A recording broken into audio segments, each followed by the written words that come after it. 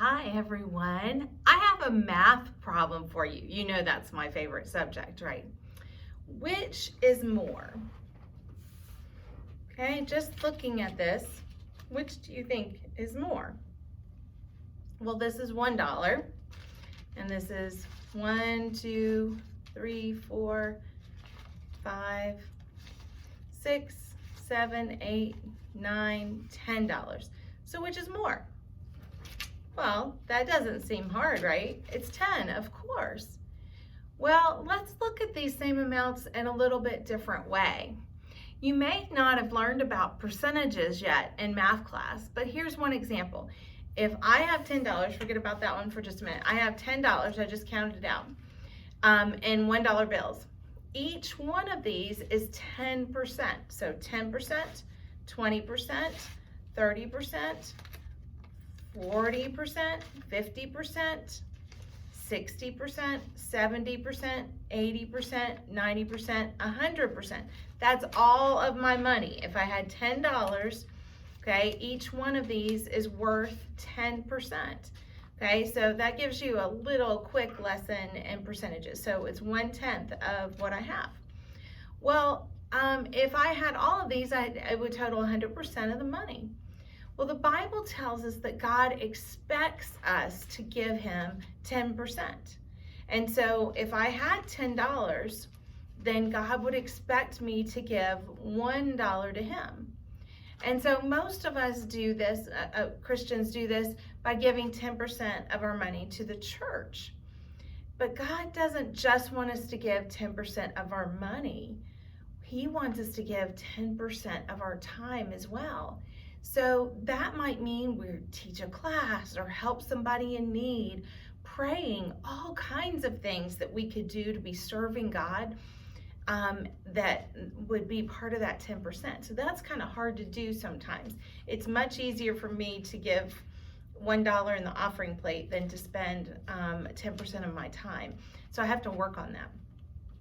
Well, here's another math problem using the $10 and the $1 bill. So let's pretend that I had $100 in my wallet. I don't have $100 here, so we are just going to use our imagination. Okay, 10% of that is $10. Okay, so if I really had $100, then I would give $10 in the offering bucket when I came to church in the parking lot last week. Someone came by my car, one of the ushers, and I would have put in $10. If I had had 100, that would have been my 10%, my tithe. But what if the person in the car next to me only had $1 and not even like that, they only had a $1 bill. They didn't have any change. They couldn't break it and give 10 cents. They only had the $1 bill and they gave the entire amount. They put that $1 in the offering plate and I put $10 in the offering plate. So who gave more? Well, earlier I said $10 was more, right? Does it still seem like more when we're talking about the offering? Because remember, I had 100, I gave 10. Another math problem, okay? I still had $90 left over after giving $10. So I still could have gone and gotten lunch, gotten some groceries, gotten gas in my car. But the person beside me didn't have anything left. They gave everything to church. Okay, well, I just made that scenario up. That's not what happened last Sunday. But let's think about that for a while I tell you a story from the Bible that kind of helps us decide which is more. In Mark chapter 12, verses 41 through 44, it's a very short story. We can read about a time when Jesus was talking to his disciples. Jesus was sitting near where the people were bringing their offering to the temple. They would come and they put them in what they called an offering box. But Jesus pointed out a poor widow who dropped in just 2 little coins. They would be worth something like just a penny together, like both of them. That was not much money then, and it's not much money now. The woman is called a widow if her husband died. But back in Bible times, most women did not have a way to earn money. Only the men did. So they often had to wait for others to give them food and money, anything that they needed if they lost their husbands. So Jesus also pointed out some very wealthy people that came by. But some of them were making sure that everybody saw when they put in their large sums of money and drew attention to themselves, so everybody would know how spiritual they were because they gave so much to God. Not everybody was doing that. Well, it's a very short story, so let me read it to you. In Mark 12, verse 41 through 44. And he sat down opposite the treasury, just means across the road from him, and watched the people putting money in the offering box. Many rich people put in large sums.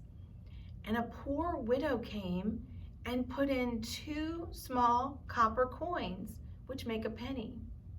And he called his disciples to him and said to them, "Truly I say to you, this poor widow has put in more than all of those who are contributing to the offering box. For they have contributed out of their abundance. But she, out of her poverty, has put in everything she had, all she had to live on." That would be really hard to do, wouldn't it? To give everything you had? Well, here's a silly example to see if that helps you think about how hard it would be. Did you get a lot of candy for Halloween? What if your parents asked you to give every single piece to another child Halloween night before you even had a chance to eat one piece yourself? I mean, wouldn't it have been easier if they just asked you to give away one piece or share 1 or 2 pieces? That wouldn't be so bad, right? Well, it's just a start, right? We're taught to share, but things like giving everything you have are very hard. That's very hard to do. But Jesus tells us that the widow was the one that gave more. Even though hers was like our $1 and our $10 example, she only gave 2 little tiny coins that weren't worth much, but it was everything she had. Does that mean that God wants us to give all of our money all of the time? No, it really doesn't. We are told that everything we have belongs to God anyway, because He gave it to us in the first place. He only asks us to give back 10% to Him, and we call this our tithe. That's a weird spelled word. It's T-I-T-H-E, tithe. Sometimes, however, He asks us to give more for something special. We might be praying and He just puts something on our hearts that we just know that we're supposed to do. And He can show us this in a lot of different ways. But if He asks us to give us something special, not give us, we call this our offering.